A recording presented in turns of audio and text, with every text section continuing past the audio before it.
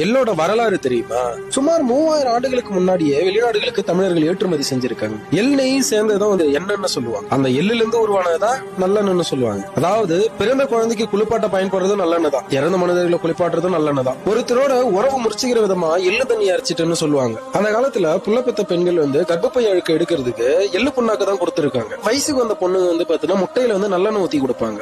அசைவம் வந்து அதிகமா சாப்பிட்டு இருக்கிறவங்களுக்கு வயிறை சுத்தம் பண்றதுக்கும் எள்ளு புண்ணாக்கு தான் கொடுத்திருக்காங்க. அந்த காலத்துல வெயில்ல வெளில போயிட்டு வரவங்க வீட்டுக்கு வந்த உடனே கொஞ்சம் எள்ளு தின்னுட்டு தண்ணி குடிக்கிற வழக்கம் இருந்திருக்கு. இதெல்லாம் தாண்டி அந்த காலத்துல ஓலைச்சுவடிக்கு வந்து எள்ளு புண்ணாக்கு கொடுத்து பண்டமாற்று முறை பண்ணிருக்காங்கன்றது இன்னும் எவ்வளவு பெரிய வியப்பான தகவல் இல்லையா?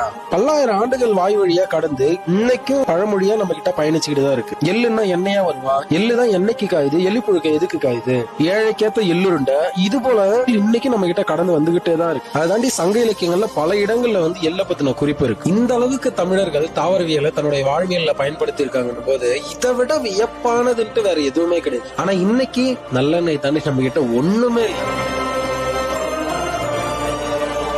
புடிச்சா லைக் அண்ட் சப்ஸ்கிரைப் பண்ணிடுங்கள்.